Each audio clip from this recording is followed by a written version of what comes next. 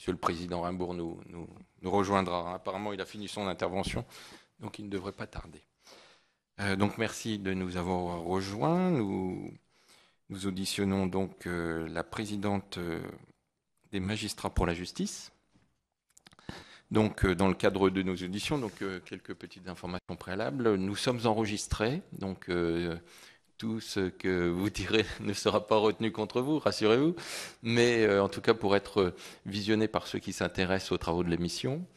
Donc bien évidemment la parole est libre, mais comme le veulent les précautions d'usage, je rappelle que ce sont des séances de travail et donc tous les termes, expressions qui pourraient être utilisés voilà, dans cette période, comme le dit régulièrement le président Rimbourg, où c'est le politiquement correct qui prédomine, on fait attention à tout ce qu'on dit, mais voilà, dans le cadre de cette réflexion, parfois quelques mots peut-être impropres peuvent être utilisés, donc je demande à ceux qui nous écoutent de bien vouloir comprendre que lorsque on réfléchit, on travaille, eh bien parfois ce ne sont pas les bons termes qui sont utilisés, et donc de tout regarder avec beaucoup de prudence. Et donc j'invite également les personnes qui sont auditionnées à la prudence pour ne pas avoir de désagréments ultérieurs. Mais en tout cas, la parole est libre et nous sommes très heureux de pouvoir vous auditionner. Vous êtes la dernière audition de la mission, puisque voilà, c'est la dernière séance d'audition de la mission avant la rédaction du rapport, les séances de travail, et normalement un rapport qui devra être publié normalement dans le courant du mois de janvier. Voilà. Ceci dit, vous avez reçu une liste de questions que nous posons, non? Préalablement, vous n'avez pas reçu? Bon, ben, dans ce cas, nous allons d'abord vous entendre et puis éventuellement vous poser quelques questions par rapport à cette liste qui aurait dû vous parvenir préalablement à cette audition. Je vous remercie à mon tour pour cette invitation. Je pense que même si c'est in extremis, il est important que la magistrature puisse se faire entendre dans tout son pluralisme. Et nous sommes le dernier syndicat qui s'est créé précisément parce que nous pensions exprimer une voix un peu différente de ce que peuvent exprimer les autres syndicats de magistrats. Et sur un sujet comme celui-ci, ça nous paraissait tout particulièrement intéressant et important que vous puissiez effectivement entendre cette expression. Je n'avais pas reçu de liste de questions, mais ceci étant, on pourra s'adapter. Moi, je vous proposais de partir d'abord d'un constat et puis ensuite d'examiner successivement les 4 grandes propositions qui ont pu être formulées autour de la question de la surpopulation carcérale et des moyens d'y remédier. Le constat, il est double, et c'est le constat d'un paradoxe. D'un côté, nous avons entre 82 000 et 97 000 peines inexécutées. Les 82 000 peines inexécutées, ce sont des peines d'emprisonnement ferme. C'est le constat le plus affiné qui ait pu être fait en cette matière d'inexécution des peines, parce que, vous le savez, nous n'avons pas d'instrument statistique national. Ça manque cruellement à une bonne gestion de l'exécution des peines au niveau national. Il n'y a pas d'instrument régulier de suivi de l'exécution des peines. Mais en mars 2009, l'inspection des services judiciaires a fait un gros travail pour s'assurer d'une évaluation la plus fine et la plus complète possible auprès de l'ensemble des juridictions pour évaluer ce taux d'inexécution des peines. S'ajoute à cela le fait que plus de 80% des peines qui sont prononcées par les tribunaux correctionnels, ce qui est l'essentiel de ce qui nous intéresse dans le cadre de votre mission d'information, plus de 20% de ces peines ne sont pas des peines d'emprisonnement ferme, ne comportent pas de peines d'emprisonnement ferme. Autrement dit, nous avons un petit peu moins de 20% de peines d'emprisonnement ferme qui sont prononcées par les tribunaux correctionnels. Premier constat. Et paradoxalement, d'un autre côté, une situation de surpopulation carcérale que personne ne nie, qui est un constat factuel. Alors certes, je ne reviendrai pas sur ce point parce que je pense que l'état des lieux a été fait de manière extrêmement complète auprès de vous. C'est une situation, vous le savez parfaitement, qui concerne essentiellement les 141 établissements que sont les maisons d'arrêt et les quartiers de maisons d'arrêt des centres pénitentiaires. Avec des situations de surpopulation variables d'un territoire à un autre. Et les dernières statistiques pour le mois de novembre 2012, diffusées par la chancellerie, confortent bien ce constat, avec un état de surpopulation particulièrement dégradé, particulièrement élevé sur la région parisienne et en Outre-mer, qui sont donc les 2 zones les plus particulièrement critiques. un paradoxe, et le paradoxe du paradoxe, c'est que nous n'avons pas les éléments d'analyse suffisants pour pouvoir tirer toutes les conséquences et bien cerner les causes et les raisons de ce paradoxe. En effet, on s'aperçoit que, malgré, j'allais dire, tous les efforts qui peuvent être faits au niveau du ministère de la Justice par les différents services chargés des études et des statistiques, nous n'avons pas d'éléments d'analyse suffisamment fins, d'analyse pluridisciplinaire sur les entrants, les sortants, les trajectoires pénales, l'impact de l'incarcération. Et à ce titre, nous, au sein du syndicat Magistrats pour la Justice, nous sommes extrêmement critiques sur des analyses à l'emporte-pièce qui retiendraient des causes monofactorielles ou quasiment de cet état de la surpopulation carcérale. Nous pensons qu'il est extrêmement réducteur d'imputer à la loi sur les peines planchers, d'imputer à une politique pénale répressive, et tout particulièrement celle qui a pu être pointée sur les dernières années, comme étant la cause de cette surpopulation carcérale. Ça nous paraît très réducteur, et nous invitons à ce qu'on puisse enfin mettre en place des analyses sérieuses qui intègrent l'ensemble des facteurs qui jouent dans ce phénomène, et nous savons qu'il y a vraiment une multitude de paramètres. Il nous faut intégrer une dimension réellement criminologique à ces analyses pour avoir un état des lieux qui soit parfaitement satisfaisant. J'ajoute, et ça n'est pas la moindre des considérations, que c'est faire injure à l'éthique et à la conscience des magistrats que de penser que l'on incarcérerait simplement pour exécuter une politique pénale répressive, que l'on exécuterait parce que c'est ce que l'on nous demande de faire à une époque donnée, et par voie de conséquence, de laisser penser à ceux qui sont condamnés qu'ils sont les victimes d'un système répressif qui serait aveugle, qui ne prendrait plus pleinement en considération les circonstances individuelles de l'infraction, mais qui appliquerait simplement une politique qui se veut beaucoup plus répressive. De même que cette approche est également critiquable, en ce sens qu'elle donnerait l'impression d'ajouter une peine à la peine en infligeant des conditions de détention indignes à ces mêmes personnes, donc leur donner l'impression d'une répression disproportionnée, en plus de conditions de détention qui sont dégradantes et insatisfaisantes en l'état actuel. Cette première considération nous amène à formuler une première proposition.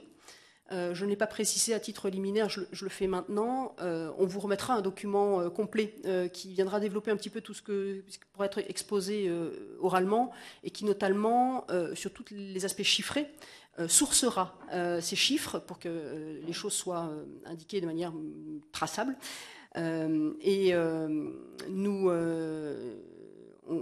Ça vous permettra également d'approfondir certains sujets sur lesquels je passerai peut-être un petit peu plus rapidement.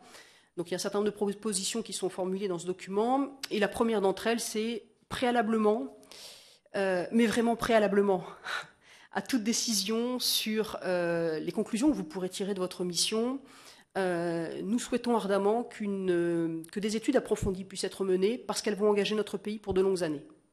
Nous savons très bien qu'en matière carcérale, les programmes, les plans sont des plans sur le très long terme, mais qu'ils ont des conséquences qui sont lourdes également sur le long terme.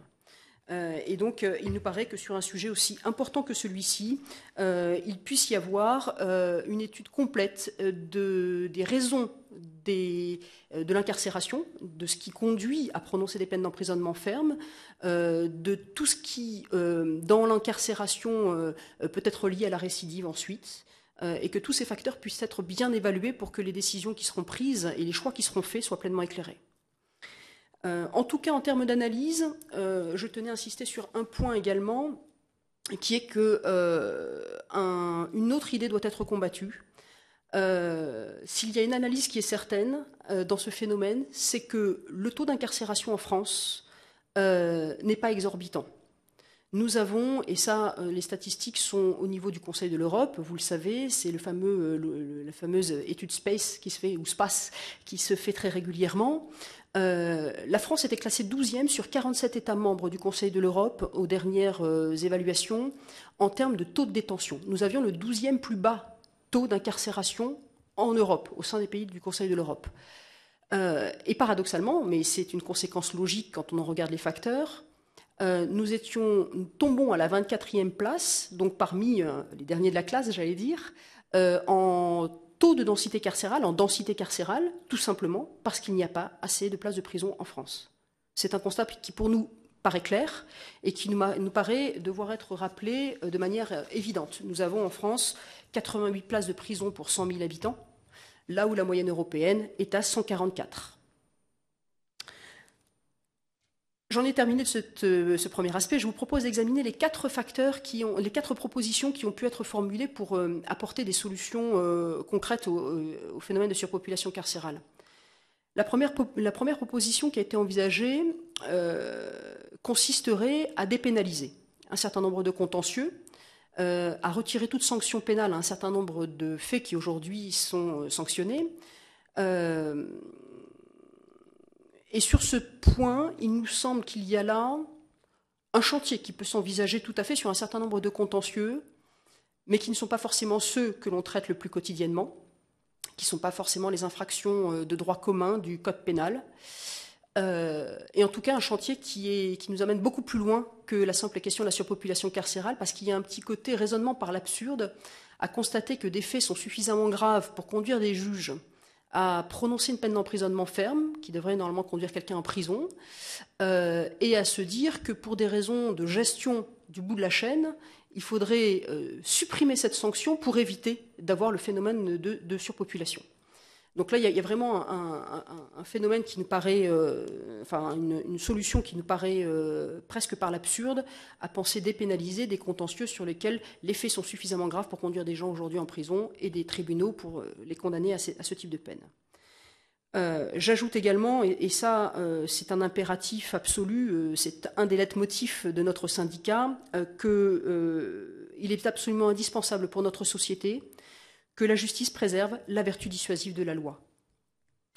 Quand il n'y a pas un phénomène naturel d'adhésion à la loi et à la norme protégée, ce qui conduit à assurer sa sauvegarde, c'est la menace de la sanction qui l'accompagne.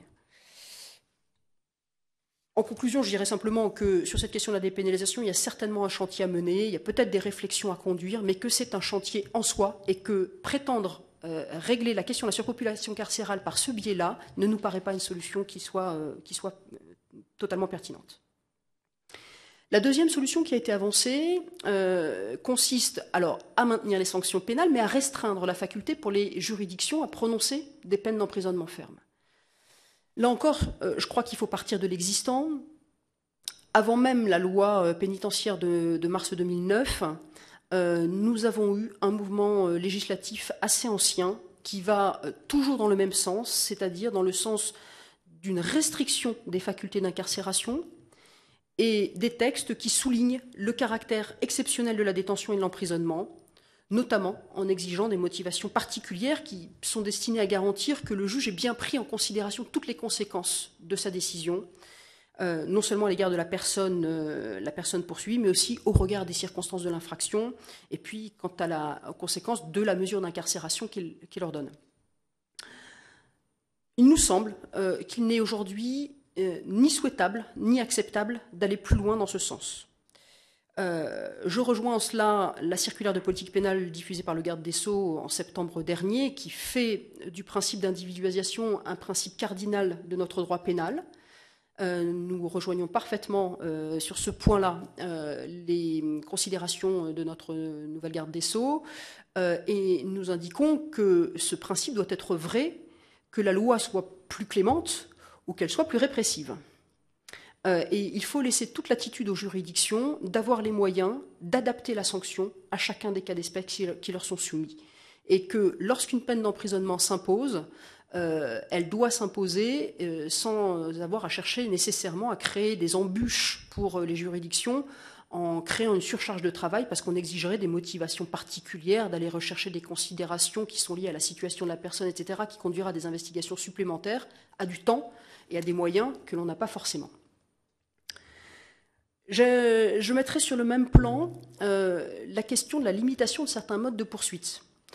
Il a été beaucoup question de la comparution immédiate.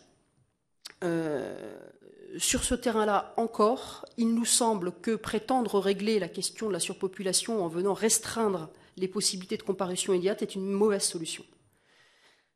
La comparution immédiate, c'est un dispositif qui permet d'apporter une réponse rapide, essentiellement à des flagrants délits, c'est ça qu'on vise, dans des situations où la rapidité donne toute sa pertinence à la réponse pénale qui est apportée. Les critiques que l'on formule parfois à l'égard de la comparution immédiate nous paraissent être un syllogisme, une dialectique erronée, au même titre que le principe d'une prison qui serait criminogène. Ça n'est pas parce que la personne est déférée devant le tribunal correctionnel sur le mode de la comparution immédiate qu'elle va automatiquement en prison avec un mandat de dépôt à la clé. Elle y va parce que le parquet lui-même, en choisissant cette voie de poursuite, a estimé que les faits étaient graves, que la personne, en raison de son passé pénal, justifiait une réponse ferme et la plus rapide possible de la part de la société. Et n'inversons pas, j'allais dire, le raisonnement. Ce d'autant qu'il faut le relever, le recours à la comparution immédiate est parfaitement stable. On a été chercher les statistiques depuis plus de 15 ans. Elle est parfaitement stable. Et j'allais dire qu'elle est même en recul depuis le début des années 2000 par rapport aux années 2000 sur toutes ces dernières années. Nous avons par exemple 43 000 comparutions immédiates en 2011. Ça représente 7,3% des jugements qui sont prononcés. Et c'est quelque chose qui est, encore une fois, statistiquement, il n'y a aucune explosion. Et de ce point de vue, je pense qu'il faut laisser là encore au parquet et aux juridictions une totale latitude d'action sur ce type de essentiellement les flagrants délits, puisque c'est ça dont il s'agit sur ce type de procédure. Même chose, sans aller jusqu'à empêcher le juge de prononcer des peines de prison ferme, on voit bien que l'idée du numerus clausus crée des entraves dans le choix qui serait fait par les juridictions, le choix de la peine et le choix du moment de son exécution, puisque par numerus clausus, deux approches différentes ont été retenues. La première, c'est un numerus clausus à l'entrée, où on ne pourrait pas incarcérer tant qu'il n'y a pas de place suffisante, c'est-à-dire qu'on ne pourrait pas aller au-delà de 100% des places disponibles sur un établissement donné, ou un numerus clausus à la sortie, c'est-à-dire chaque fois qu'une personne entre, pour ne pas créer de surpopulation carcérale, il faudrait qu'un condamné sorte. Là encore, nous soutenons qu'il est absolument indispensable que la justice ait les moyens d'exécuter ces décisions et qu'un dispositif de ce type, surtout lorsqu'il s'agit par exemple de créer des vannes de libération automatique sans projet de sortie, en faisant de l'incarcération un système de pure gestion de la place disponible, nous paraît être une mauvaise approche de la problématique. Et d'ailleurs, on observe que, s'agissant de la surveillance électronique de fin de peine, l'une des faillites de ce dispositif, en tout cas l'une de ses failles, c'est précisément que l'on s'est aperçu que ça avait dissuadé les condamnés de réfléchir à un réel projet de réinsertion et que, faute de dimension socio-éducative, on avait réduit cette mesure à un dispositif de pure prison à domicile.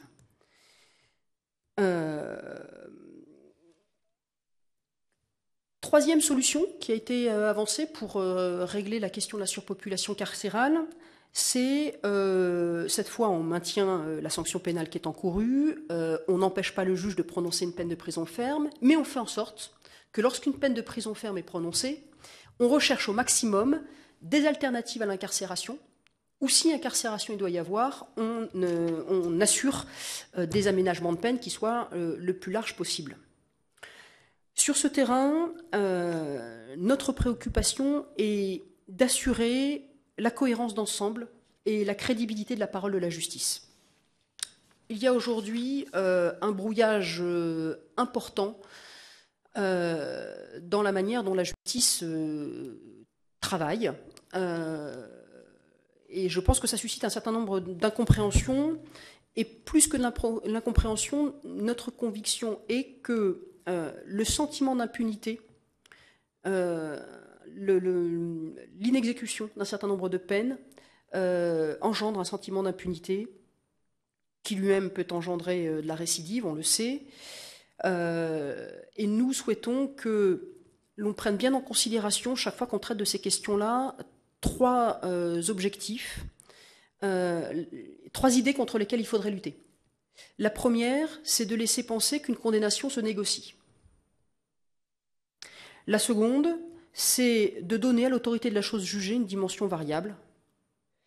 Et la troisième, c'est de laisser à croire à ceux qui en sont condamnés que la justice n'a plus ni les moyens de faire respecter ses décisions, ni éventuellement, j'allais dire, l'appui de la force publique pour faire respecter ses décisions. Et à cet égard, je pense qu'il est extrêmement important de soulever un certain nombre d'incohérences dans des dispositifs récents qui ont été créés. J'aborderai un certain nombre de points plus techniques juridiquement, mais leur philosophie d'ensemble est de dire que la justice doit être comprise non seulement des partis, mais aussi de l'opinion publique, et qu'il y a aujourd'hui un phénomène de brouillage entre le rôle du juge pénal, où on demande au tribunal correctionnel déjà d'anticiper la phase post-sententielle et de se faire en quelque sorte pré-juge de l'application des peines, de sa propre peine. Il y a un brouillage quant à la notion d'exécution de la peine et d'aménagement de la peine, les deux tendant à fusionner, puisque très concrètement, faute de pouvoir exécuter toutes les peines, l'aménagement des peines devient un mode d'exécution de la peine. Et on est dans des considérations comme ça paradoxales qui touchent à la finalité même de ce que doit être l'aménagement de la peine, à ce que l'on attend de l'exécution des peines de la justice et de tout le travail en amont qui en résulte. Parce qu'avant ça, ça veut dire aussi des enquêteurs qu'il faut mobiliser sur des dossiers. Ça veut dire toute une chaîne pénale qui travaille parfois pendant plusieurs années pour aboutir à une condamnation et un jugement, et de ce qu'on fait de ce jugement in fine. Alors, à cet égard, on a soulevé un certain nombre de points que vous pourrez voir peut-être un peu plus développés que ce que je vais faire maintenant sur un certain nombre de paradoxes de ce que les évolutions législatives récentes ont apporté. Je prends l'exemple de l'article 132-57 du Code pénal, qui nous paraît véritablement schizophrénique. C'est un dispositif de peine de substitution. La Cour de cassation avait fait une application extrêmement raisonnée de cet article avant la loi pénitentiaire de 2009.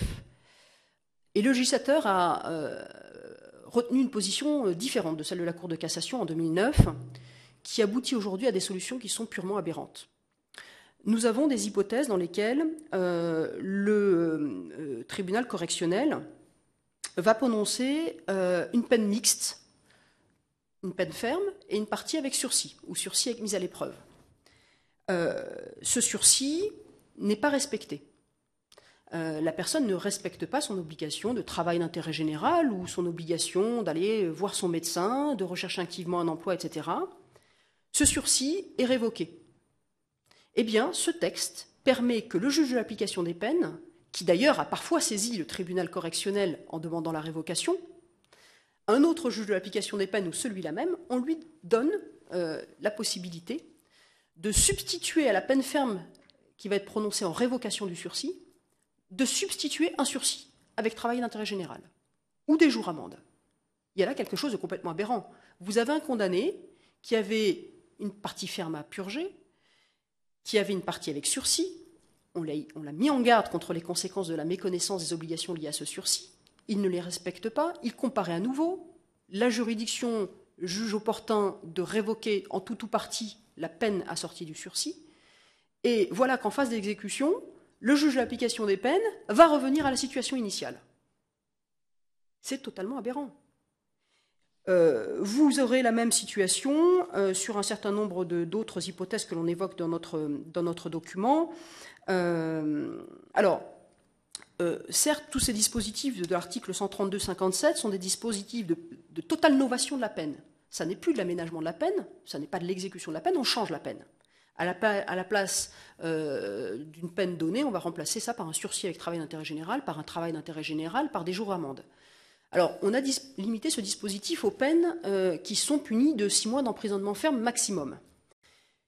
Et ceci m'amène à aborder une considération qui me paraît centrale dans vos réflexions, puisqu'au cœur de votre travail, on aborde, je vais dire, essentiellement la question des courtes peines. Ces courtes peines, notre syndicat tient absolument à insister sur le fait qu'elles ne sont pas un énième avertissement dans un parcours pénal, qu'elles ne sont absolument pas à minorer ou à banaliser. Il faut prendre en considération totalement le fait que, pour arriver à une peine d'emprisonnement ferme, cela implique alors soit des actes, un premier acte ou des actes dans une série délinquante qui soient dans les tout premiers faits, mais qui soient d'une extrême gravité, soit une multiplicité de délits qui ont déjà été sanctionnés, et avant même d'être sanctionnés, qui ont pu faire l'objet de multiples alternatives aux poursuites. Donc on a déjà un passé, j'allais dire, qui est un passé lourd, sur lequel la justice a essayé de moduler au maximum toutes ses capacités d'action, pour en arriver in fine à un épuisement complet des alternatives aux poursuites, puis lorsqu'il y a forcément, à un moment donné, procès pénal, des alternatives à l'incarcération, avec toutes les alternatives à la peine d'emprisonnement. Et in fine, lorsqu'on ne peut plus mettre de sursis, lorsqu'on a épuisé toutes les solutions autres que la prison, une peine de prison ferme que l'on essaye d'adapter, de moduler. Et il faut bien avoir conscience que, sans qu'il soit besoin que la loi le martèle, il fait partie de la conscience de la magistrature que de ne réserver l'emprisonnement ferme qu'à des situations qui le justifient. Et je pense que tout magistrat est parfaitement conscient que la prison est la dernière extrémité.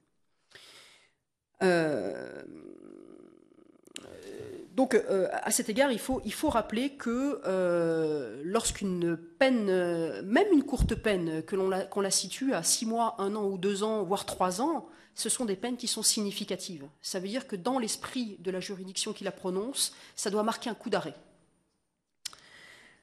Alors, évidemment, on ne peut pas exclure non plus l'hypothèse où la juridiction va tenir compte d'une réprobation sociale particulièrement importante du fait qu'elle a jugé, ou qui sera bloquée, j'allais dire, par le passé pénal du prévenu, et qui va être, j'allais dire, presque contrainte de prononcer une peine d'emprisonnement ferme.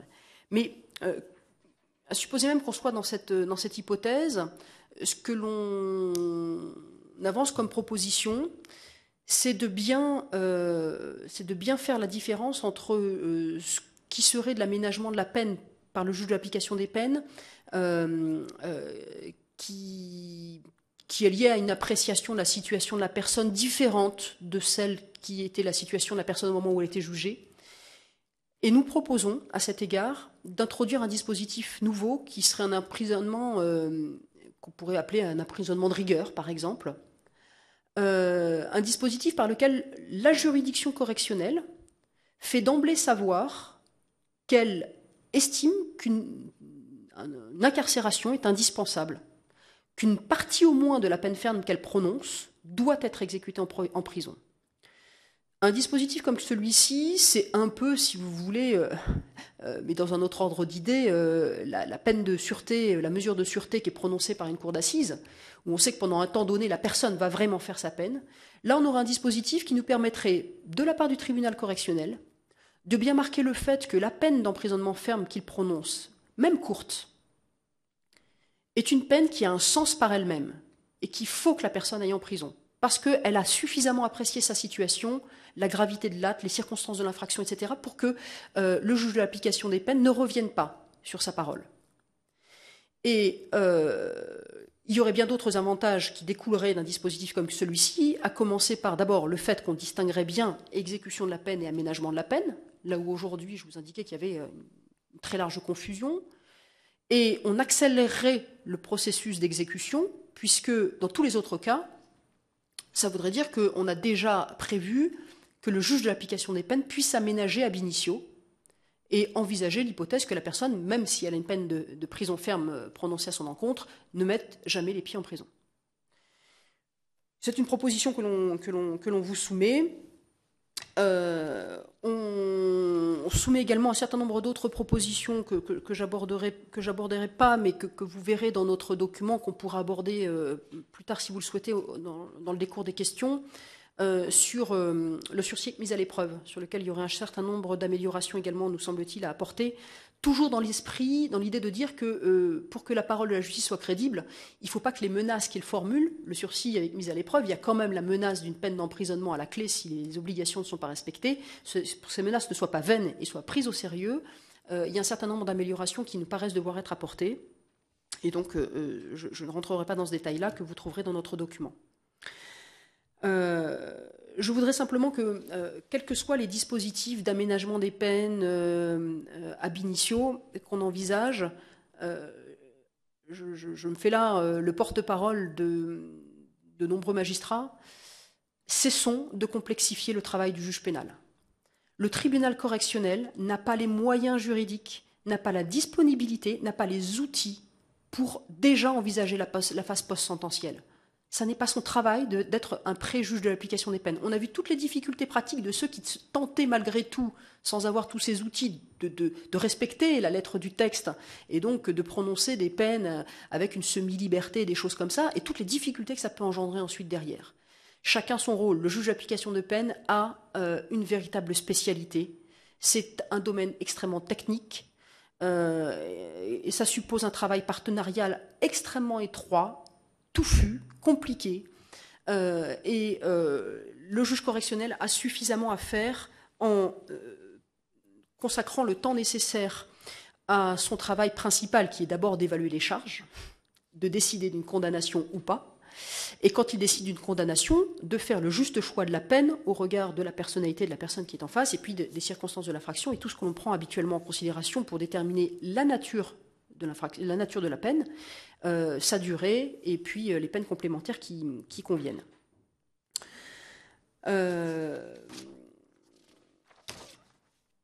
Je passe un petit peu rapidement. Quatrième et dernière proposition qui a été avancée pour régler cette question de surpopulation carcérale, et je vous le dis d'emblée, c'est cette proposition-là que nous soutenons très clairement, c'est construire des places de prison. On ne peut pas, d'un côté, déplorer la surpopulation carcérale et les conditions de détention, au regard des exigences d'une démocratie comme la nôtre, et ne pas chercher à y remédier. On ne peut pas continuer à chercher à contourner le problème en réduisant la question de la surpopulation carcérale à une question de gestion de place. Ce n'est pas une question hôtelière. C'est une question de principe. Derrière, il y a des valeurs qui sont en jeu, il y a un équilibre de la société qui est en jeu. J'ai commencé à titre liminaire tout à l'heure par dire que nous n'avions pas un taux d'incarcération qui soit exorbitant. Et c'est donc bien que la première cause de cette surpopulation carcérale, c'est que nous n'avons pas les places de prison qui sont aujourd'hui nécessaires à un bon travail de la justice. J'allais dire que d'une certaine manière, plus on va laisser cet état de surpopulation carcérale se gangréner, et plus on va accréditer effectivement toute cette idée de prison criminogène et un certain présupposé anticarcéral. J'aborde pas ici l'hypothèse qui pourrait être avancée de celle de l'abolition de la prison. Hein. Je pense qu'on est très loin de là. On est parti de ce principe et pour nous rassurer. Donc on est vraiment dans l'idée que ce qui avait été planifié lors de la dernière loi de mars 2012, c'est-à-dire un objectif à 2017 d'avoir 80 000 places de prison, est un objectif qui était rationnel. Ça s'appuie sur des projections de l'administration pénitentiaire que je crois crédibles. C'est raisonnable et ça nous paraît tout à fait adapté. Ceci étant, on a des propositions complémentaires. Et ces propositions complémentaires, elles ont été dictées en suivant 3 considérations. La première, c'est la nécessité absolue de poursuivre le programme de rénovation des places de prison existantes. Ça nous paraît indispensable. Ça nous paraît d'autant plus indispensable qu'aujourd'hui, on se trouve dans cette situation aussi paradoxale où les prévenus, c'est-à-dire ceux qui bénéficient encore de la présomption d'innocence, qui ne sont pas encore définitivement jugés, sont dans la pire des situations. Ils sont mis dans les établissements les plus vétustes, ils sont soumis à un régime carcéral qui est le moins libéral de tous, et c'est complètement paradoxal. Donc, poursuivre le programme de rénovation, c'est aussi commencer par cet aspect-là. Ce d'autant qu'en plus, j'ajoute que, on le sait, les règles de détention provisoire sont telles qu'aujourd'hui, on fait évoluer les droits des prévenus dans un sens qui est toujours plus libéral, et que quand je pense par exemple à l'accès au téléphone, c'est quelque chose de tout bête, mais en maison d'arrêt, c'est beaucoup plus compliqué que dans un établissement pour peine, parce qu'on n'avait pas conçu cet établissement avec ce type de configuration. Donc il faut revoir tout ça.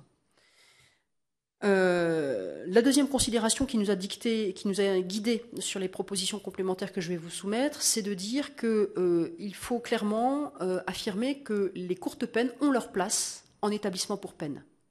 Et là encore, il y a quelque chose de tout à fait cohérent. Ce sont des gens qui ont un besoin peut-être plus important encore que les autres d'une prise en charge socio-éducative. Il faut qu'il y ait un programme de réinsertion. Or, aujourd'hui, ce sont des gens auxquels on ne donne pas accès aux infrastructures de travail. Ce sont des gens qui ont le plus difficilement accès, quand on les met en maison d'arrêt ou en quartier maison d'arrêt des centres pénitentiaires, qui ont le plus difficilement accès à un certain nombre d'auxiliaires sanitaires, de services sociaux, etc.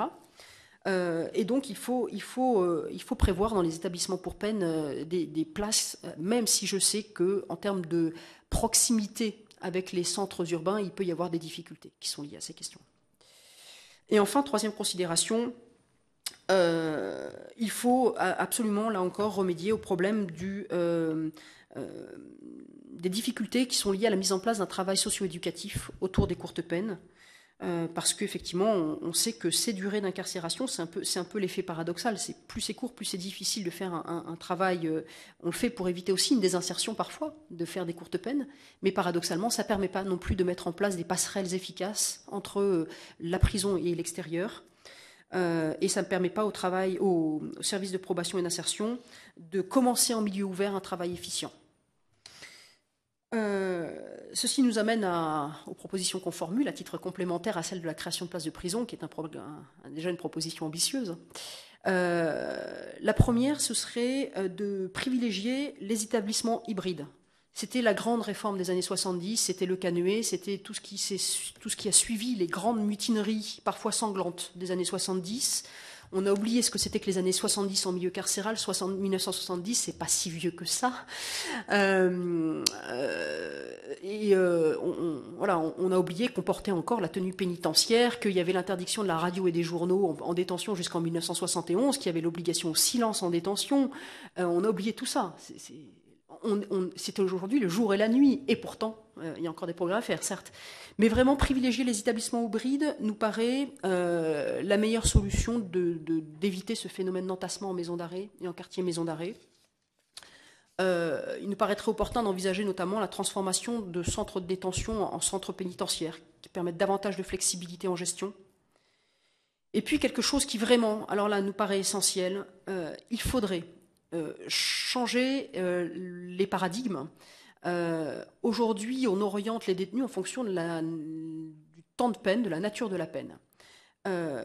C'est pas le quantum de la peine qui est décisif, c'est le profil du détenu, le profil du condamné.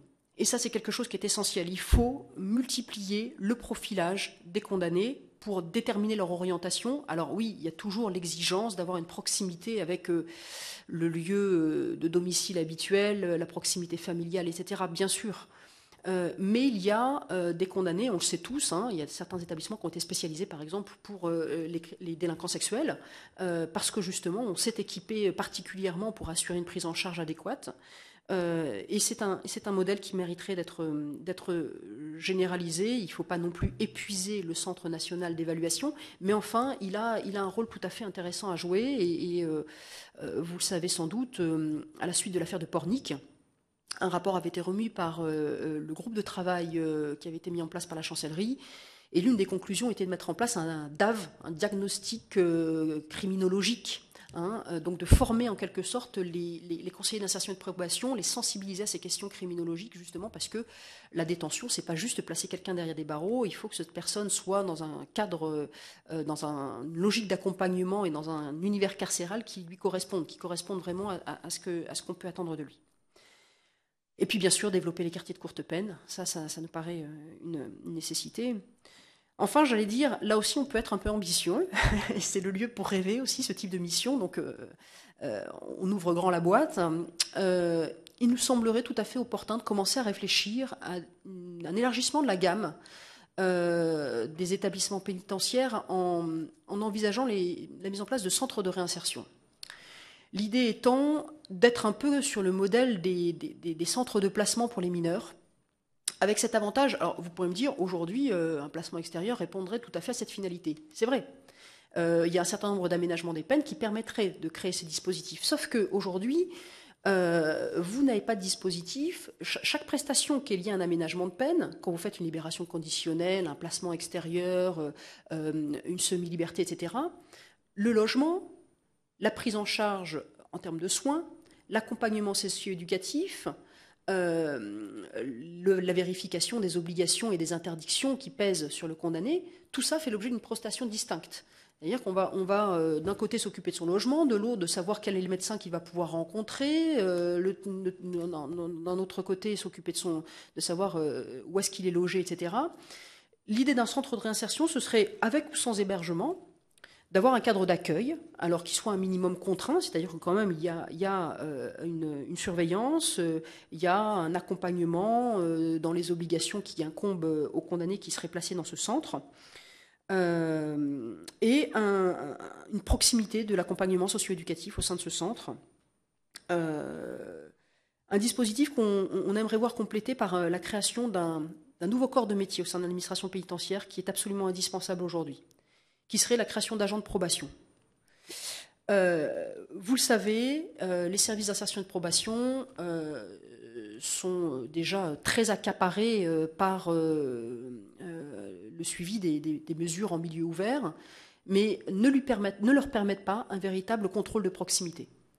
Le conseiller d'insertion et de probation ne va pas vérifier que là où le condamné est logé, il n'y a pas sur son palier une femme qui soit mère célibataire avec 4 enfants et qui soit exposée éventuellement à un risque de récidive de la part d'un agresseur sexuel. Ils ne vont pas vérifier que lorsque l'on dit que la personne est au chômage, elle soit effectivement au chômage, elle ne travaille pas au noir dans un secteur qui lui serait prohibé. Toutes ces questions-là, aujourd'hui, sont en jachère. La création d'un corps d'agents de probation, c'est la certitude d'avoir d'abord des gens qui viendraient coordonner tout le réseau partenarial, en ayant la possibilité d'avoir ce déplacement qui sont vraiment totalement tournés vers l'extérieur, qui s'assurent des lieux de formation, du travail, du suivi psychologique, psychiatrique, de l'environnement des condamnés non hébergés, et donc un suivi en milieu ouvert véritablement actif, réel et de proximité. J'ajoute à ça qu'un dispositif comme celui-ci, centre de réinsertion, agent de probation pour vérifier l'encadrement réel des condamnés en milieu ouvert, est aussi un facteur de justice sociale.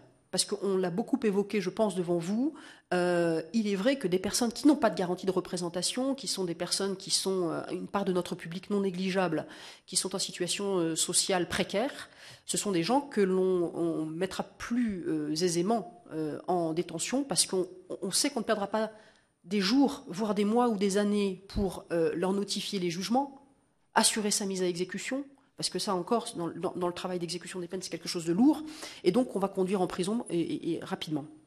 Et ces gens-là, parce que justement il y aurait ce type de centre et cet accompagnement concret et réel, il y aurait la possibilité de créer des alternatives qui aujourd'hui n'existent pas. On facilitera l'aménagement pour ce public.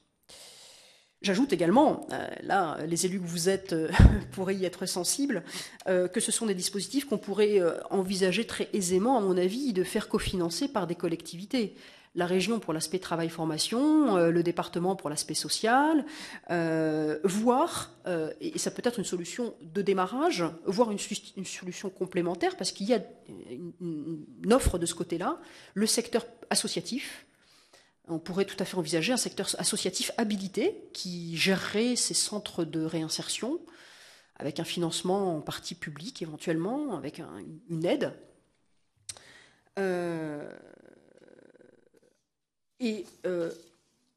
Simplement, je voudrais insister sur un point, c'est que donc il a beaucoup été question de cette peine de probation, etc. Ce sont des choses sur lesquelles on peut tout à fait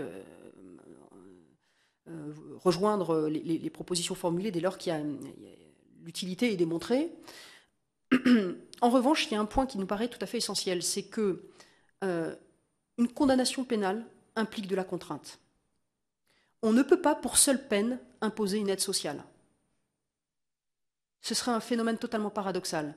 Donc, je crois qu'il est tout à fait essentiel qu'une peine reste une sanction. Il est tout à fait dans l'intérêt social que cette sanction, pallie à toutes les carences qui peuvent favoriser le passage à l'acte. C'est un intérêt évident. Mais en tout cas, cette dimension doit rester importante.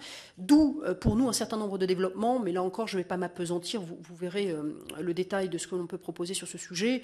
Mais d'où le fait également que les réductions de peine soient vraiment la récompense d'un effort de réinsertion. Et je sais que cette question a pu être abordée par d'autres, mais nous serions favorables à la suppression des réductions de peine supplémentaires. Parce que des réductions de peine simples, parce qu'il nous semble que récompenser par des réductions de peine un comportement qui ne soit pas en violation du règlement intérieur, voire des lois pénales au sein de la détention, c'est quand même la moindre des choses qu'on puisse attendre de quelqu'un qui est condamné. Quelqu'un qui est condamné, qu'on lui demande de ne pas injurier les surveillants, de ne pas maltraiter ses codétenus, de ne pas commettre d'infraction ou de ne pas violer le règlement intérieur, c'est quand même la moindre des choses. Et il doit y avoir à ça une réponse qui est celle de la sanction disciplinaire au sein de l'univers carcéral, mais en aucun cas, pour celui qui s'abstiendrait de commettre ces méfaits, une récompense par le biais de la réduction de peine. Ce doit être un préalable, c'est un prérequis, et il n'y a pas de récompense à accorder. En revanche, transformer ces réductions de peine pour ne laisser subsister que les réductions de peine supplémentaires, c'est quelque chose non seulement d'intéressant, mais qui mériterait d'être élargi pour que, dans leur totalité, ces réductions de peine puissent avoir un caractère révocable qui nous permette d'assurer un suivi éventuellement plus long à l'extérieur et qui nous permettent d'avoir, des leviers en milieu ouvert pour que la personne qui ne respecterait pas un certain nombre d'obligations dans le cadre de son aménagement, elle sache que les réductions de peine dont elle a bénéficié parce qu'elle avait justement manifesté des efforts, si ces efforts ne se concrétisent pas à l'extérieur, eh bien ce n'est pas un acquis. Voilà, j'en ai terminé sur ces différents aspects. Encore une fois, je vous ferai parvenir ce document qui complétera sur bien des dispositions ce qui a pu être dit, et je suis à votre disposition si vous avez des questions. Merci. Tout d'abord, je vous présente toutes mes excuses pour une présence un peu en pointillé puisque j'étais pris en séance. Sur la partie, je n'ai malheureusement pas pu entendre la totalité de votre exposé. Sur la partie que j'ai pu entendre, mais j'en prendrai connaissance sur le compte-rendu. Sur la partie que j'ai pu entendre, j'avais plusieurs questions. La première, c'est la suivante. Le centre de réinsertion que vous envisagez, c'est hors écrou. C'est un centre de réinsertion comme un lieu de... Ça serait l'objet d'un sursis, d'une libération conditionnelle avec l'obligation d'y résider, des choses de ce type-là. D'accord. Les agents de probation, ça serait donc des agents qui feraient la partie contrôle, ce sur quoi nous nous sommes déjà, au sujet de quoi nous nous sommes déjà intéressés. Sur les remises de peine, alors on a cette discussion relativement régulièrement. Il y a une difficulté, c'est que les remises de peine, qu'elles soient spéciales ou qu'elles soient simples, les remises de peine spéciales ou simples, c'est ce qui permet ensuite l'application du suivi socio-judiciaire. Puisque la révocation du suivi socio-judiciaire, la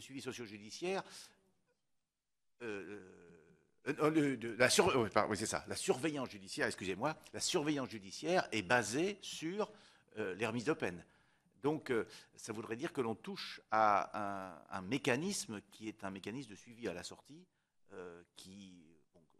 dont on peut discuter, mais il y a cette conséquence-là. Vous l'avez mesuré comment vous articulez la suppression des remises de peine avec la surveillance judiciaire? Oui, on a parfaitement mesuré cet aspect-là, ce d'autant que nous sommes opposés à la suppression de la surveillance de sûreté et de la rétention de sûreté, et que là encore, on repose, comme la surveillance judiciaire, sur le mécanisme des réductions de peine. Au contraire, ce que l'on préconise, nous, conduirait à généraliser un petit peu la logique, l'idée étant de dire que donc, les réductions de peine ne seraient plus que supplémentaires, c'est-à-dire elles viennent récompenser un effort de réinsertion, et elles sont toutes révocables. C'est-à-dire que ce temps-là, c'est une sorte de cadeau, c'est une remise qui est faite, mais c'est une remise qui suppose que les efforts manifestés en milieu fermé, au sein de la prison, se concrétisent à l'extérieur. Et le cas échéant, permettent de prolonger la mesure d'aménagement de peine qui se limite au reliquat de la peine, au-delà du reliquat de la peine, dans le temps de la réduction de peine qui était accordée. Puisqu'ils sont révocables, c'est parfaitement logique. Je ne veux pas rentrer trop loin dans la technique, mais après, il va falloir qu'on rédige, donc qu'on ne se trompe pas au moment de la rédaction. Actuellement, et vous m'arrêterez si je me trompe, dans le cadre de la surveillance judiciaire, sont révocables à la fois les remises de peine et les remises de peine spéciales, les RP et les RPS. Je me trompe ou pas? Ça n'est vrai qu'en partie. C'est-à-dire que la loi plafonne la révocabilité de ces réductions de peine. Vous le verrez dans notre document, on a rappelé l'article 721 du Code de procédure pénale, avec d'ailleurs des aberrations. C'est-à-dire qu'aujourd'hui, la révocation des réductions de peine favorise les récidivistes. Parce que l'article 721 vous explique que la révocation est limitée à 3 mois par an et 7 jours par mois pour les non-récidivistes. Alors que, vous savez, les réductions de peine, quand on cumule les réductions de peine, le crédit de réduction de peine, donc la réduction de peine simple et la réduction de peine supplémentaire, vous pouvez aller jusqu'à 6 mois la première année, 3 mois, et 5 mois la première année, 2 mois, 3 mois. Donc on vous dit, vous pouvez simplement retirer 3 mois. Donc c'est révocable, j'allais dire, à moitié, disons, pour faire simple, court. Alors que pour les récidivistes, la révocation se limite à 2 mois. Donc ils sont véritablement avantagés. Je pense qu'il y a eu une méprise d'ailleurs sur ce texte. Je ne me suis pas replongée dans les travaux préparatoires, mais je pense que c'était pas la vocation, surtout quand c'est dans un texte sur la lutte contre la récidive. C'était vraiment pas le but de les avantager. Donc de 2 mois par an et 5 jours par mois. Donc aujourd'hui, effectivement, on a ce paradoxe où les récidivistes, en termes de révocation, sont avantagés sur les primo-délinquants. Enfin, primo-délinquants, en tout cas non récidivistes. Si je comprends bien, votre proposition, par le biais de la révocabilité des remises de peine, aboutirait à étendre en fait la surveillance judiciaire à l'ensemble des sortants. D'accord. Sur la partie à laquelle j'ai assisté, je n'ai pas d'autres questions. J'ai une petite question par rapport aux réflexions que nous avons pu avoir précédemment. Vous dites, en fait, quand il y a prononcé d'une condamnation, ça doit être une peine et ça ne doit pas être uniquement un suivi social. Est-ce que, à votre sens, la création d'une peine de probation répondrait à la définition, à la nécessité du fait que ce soit véritablement une peine? La difficulté, c'est que on a du mal à mettre du contenu dans la peine de probation aujourd'hui. Nous ne sommes absolument pas opposés à la peine de probation parce que nous estimons que tout ce qui vient élargir la gamme de sanctions, le choix de la peine des juridictions va dans le bon sens. Ceci étant, c'est vrai qu'on est interrogatif sur ce qui pourrait manquer aujourd'hui et que la peine de probation viendrait combler. On ne voit pas bien. C'est-à-dire qu'il y a déjà beaucoup de choses. Il y a déjà la possibilité de suspendre le prononcé de la peine le temps d'une mise à l'épreuve. Vous avez donc l'ajournement avec mise à l'épreuve. Vous avez le sursis avec mise à l'épreuve. Vous avez ce qu'on appelait traditionnellement les probationnaires, c'était les personnes sous libération conditionnelle. Donc, ce qu'on comprend, c'est que la peine de probation serait l'obligation de déférer aux convocations d'un agent de probation la juridiction prédéterminerait la sanction qui assortirait le défaut de présentation.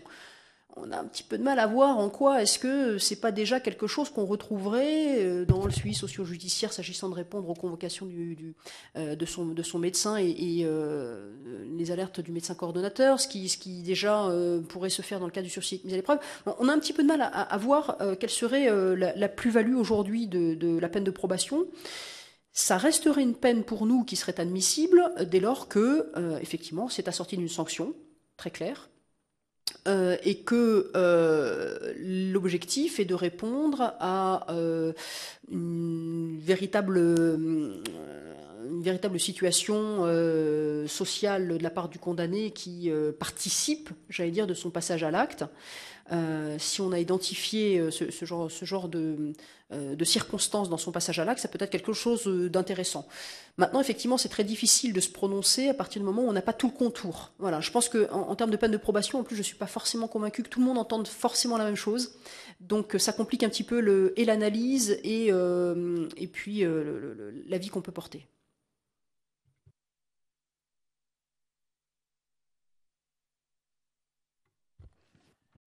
Oui, dans l'exposé que vous avez fait, madame, j'ai une interrogation. Vous avez l'air assez favorable à la comparution immédiate, hein, vous avez validé la pertinence. C'est assez contraire à ce que nous avons entendu, hein, c'est assez décalé, puisque d'autres, et beaucoup, finalement, la grande majorité, parlent de justice d'abattage.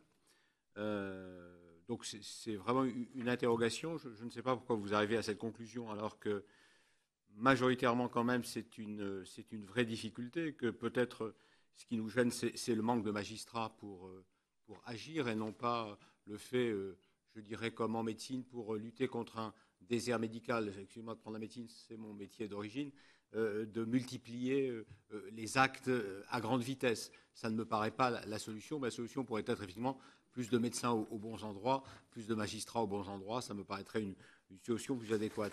Et la seconde qui m'a surpris, c'est une interrogation. Vous avez dit tout condamné à une courte peine devrait, c'est moi qui le dis, ça n'est pas vous, hein, goûter à la prison d'une manière ou d'une autre. C'est-à-dire que la menace de la prison ne peut pas être en soi suffisante. Il m'a semblé lire ici ou là, notamment sous la plume de juges d'instruction, de juges pénaux, pardon, que la menace de la prison, à un certain moment, était suffisante pour beaucoup de délinquants qui sont face aux juges, pour ne pas les envoyer en prison, justement, et pour trouver une alternative. C'est un peu notre sujet. Donc j'ai été surpris que vous soyez, vous, favorable à la prison systématique, si j'ose dire. Sur le premier aspect de votre question, il y aurait matière à critiquer la comparution immédiate quand c'est un moyen de juguler des délais d'audiencement qui s'étendent. Ça, oui, indiscutablement. Pour le reste, le bon usage de la comparution immédiate, c'est de répondre à des infractions qui sont essentiellement les flagrants délits. Et lorsque vous interpellez quelqu'un qui vient de commettre un vol à l'arraché, que vous savez ne pas être fixé, qui est une population mobile, qui est une personne que vous allez peut-être juger avec un jugement qui va être à signifier, vous créez une situation où vous savez que vous allez avoir les pires difficultés pour faire signifier ce jugement, pour l'exécuter, que vous avez aussi une nécessité très claire de répondre à une attente sociale, je crois, qui est que sur un certain nombre de faits, il y ait une réponse qui soit immédiate. Je ne pense pas que ce soit quelque chose qu'on puisse juger comme étant inadéquat et contraire aux valeurs de justice qu'on peut défendre.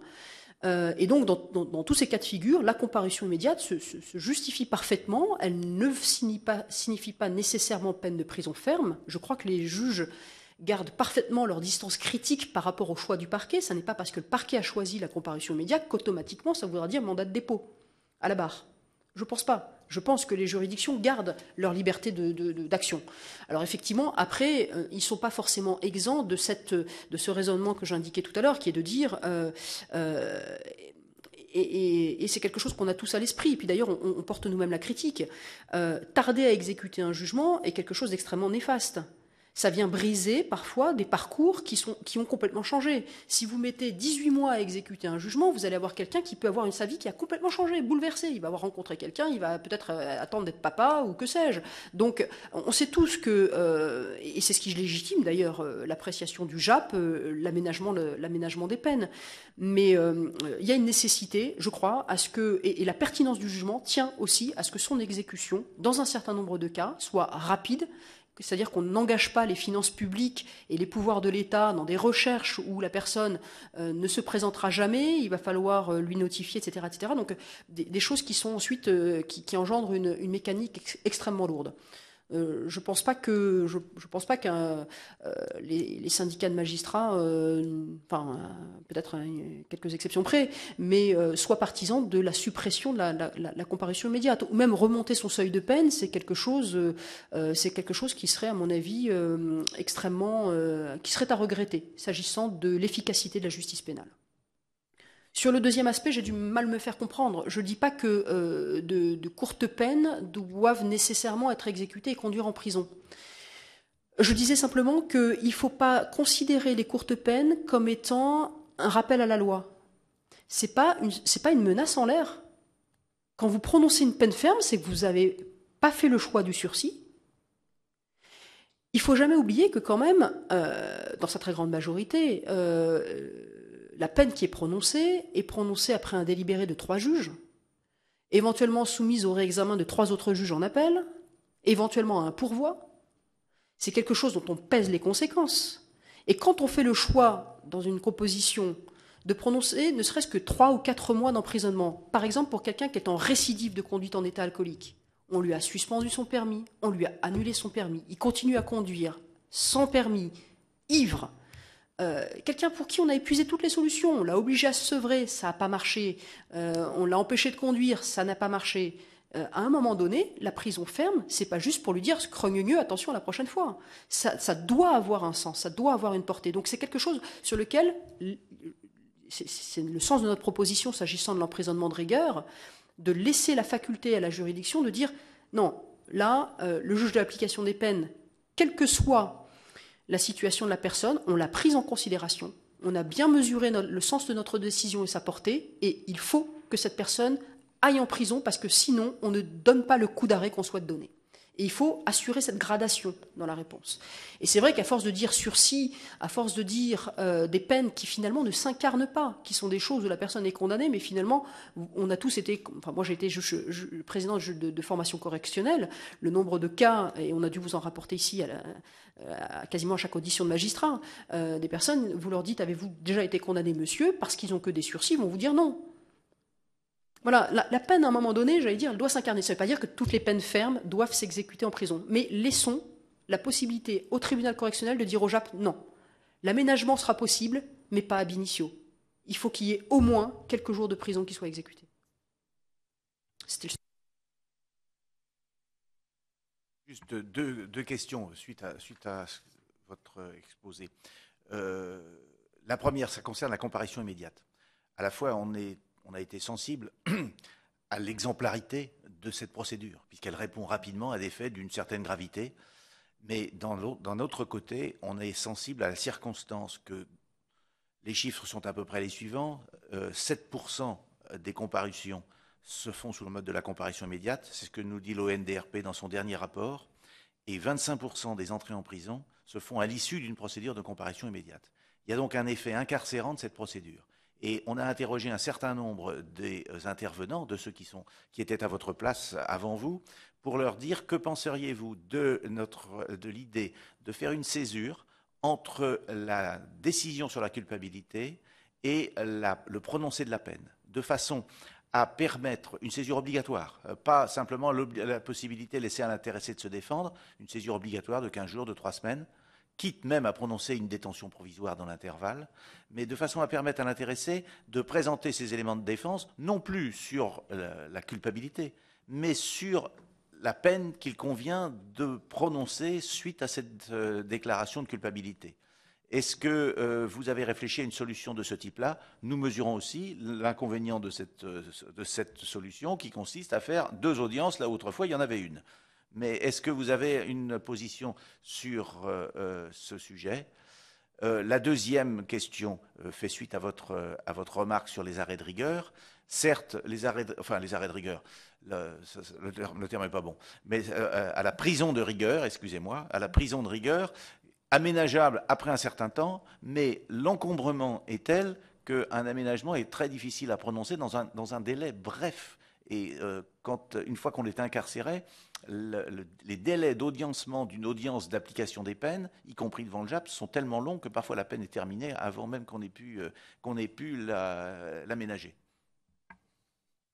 Sur le premier point, Alors, avec une dialectique que j'ai évoquée avant votre arrivée, il nous semble qu'il y a un biais logique.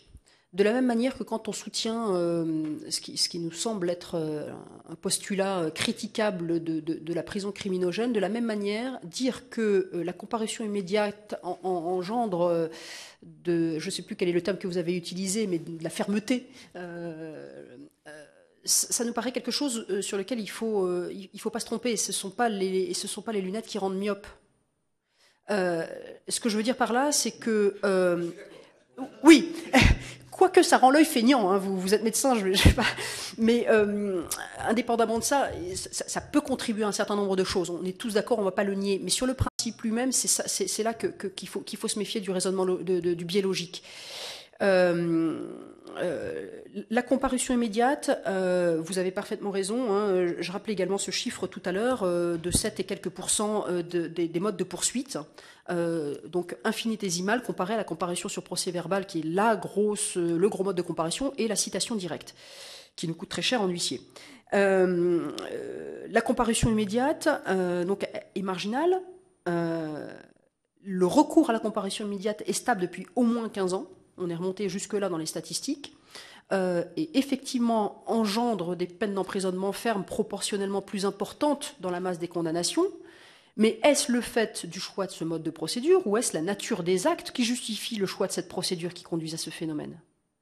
Nous disons naturellement, pour des faits graves sur lesquels justement le parquet a estimé qu'il fallait qu'il y ait une réaction sociale, judiciaire rapide et ferme, naturellement, j'allais dire, il se trouve en phase avec le tribunal lorsqu'il va apprécier qu'effectivement les faits sont justement graves et que s'agissant de la personne qui est en face, il n'y a pas d'autre solution qu'une peine de prison ferme.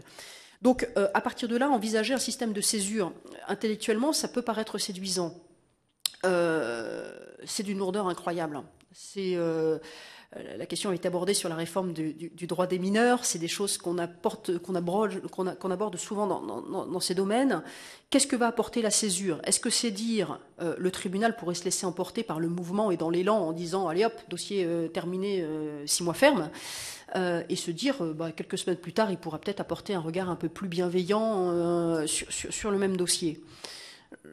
Si c'est ça la logique, je pense pas que ce soit forcément le résultat qu'on obtiendra. S'il s'agit d'obtenir des éléments de situation socio-éducatifs, j'allais dire, la plupart du cas, on se retrouve dans la même situation que pour les mineurs d'ailleurs, quand on disait qu'on devait utiliser le même dossier éducatif avec le fameux dossier individuel. Quand on a déjà tous ces éléments-là, quand vous les avez déjà eus, parce que la personne, elle est déjà jugée, elle a un jugement à peu près tous les ans, que vous connaissez sa situation, qu'est-ce que ça va apporter de plus ? Donc, moi, j'allais dire, méfions-nous des lourdeurs qu'on pourrait engendrer, et ce d'autant qu'en plus, vous ne réglerez pas le problème de l'incarcération, parce qu'effectivement, s'il y a une incarcération dans l'intervalle, j'allais dire, le problème n'est juste que différé. Le deuxième aspect, c'était donc, sans utiliser la dialectique, la terminologie martiale des arrêts de rigueur, la prison de rigueur. Je ne sais plus quel était le sens de votre question. La question est, vous aviez laissé entendre que l'aménagement était possible après cette prison de rigueur. Mais l'objection était la suivante. Alors, on est un petit peu à front renversé parce que là, je vous dis, compte tenu de la charge des juges d'application des peines, c'est extrêmement difficile d'aménager des courtes peines parce que le temps d'audiencement de l'audience d'aménagement est tel que la peine est épuisée avant qu'on l'ait pu l'aménager. Oui, non, ça c'est un problème sur lequel il n'y a pas de... enfin, en tout cas, personnellement, je n'ai pas de solution à apporter. Est-ce que pour autant, ça veut dire qu'il faille ne pas exécuter ces courtes peines dans un délai raisonnable, laisser le temps à un projet de se monter, s'agissant de personnes qui ne sont pas forcément en adhésion avec ce type de projet Je n'ai pas de solution. C'est vrai que on évoque dans notre document, vous le verrez, l'application immédiate du crédit de réduction de peine qui permet d'éviter l'incarcération des personnes à courte peine lorsque vous constatez qu'en réalité ils auraient 2-3 jours à faire parce que donc le juge d'application des peines peut dispenser. Alors, effectivement, s'il y a un emprisonnement de rigueur, la logique ne voudra pas forcément dire qu'il y a un mandat de dépôt, parce que s'il y a un mandat de dépôt, je vais dire, la juridiction, elle a manifesté déjà son intention de ce que la peine s'applique tout de suite. Mais ce n'est pas forcément son intention non plus. Ce qu'elle veut juste, c'est que ça s'exécute en prison. Ce qui laisserait amplement le temps, effectivement, on sait que cette personne va devoir exécuter, mais ça peut laisser le temps de monter un projet, ça dépend effectivement du temps qu'elle a exécuté, mais ça dépend aussi de ce qu'on entend par courte peine. Si courte peine, c'est ce qu'on entend aujourd'hui par aménagement ab initio, c'est-à-dire au moins 2 ans, ça laisse quand même un peu de temps. Donc tout ça est à dimension variable, j'allais dire, que de toute façon, dans la réalité de ce qui se pratique aujourd'hui, les services d'insertion et de probation savent, s'ils connaissent déjà le condamné, savent ce à quoi il peut être déjà sensible ou ce qui peut le projet dans lequel on peut l'inclure, ou au contraire le fait qu'il n'y aura pas grand-chose sur lequel on aura prise et qui préférera exécuter tranquillement ces 24 mois plutôt que d'avoir à rendre des comptes à quiconque. Et ça, c'est un phénomène qu'effectivement, il ne faut pas non plus négliger. Il existe.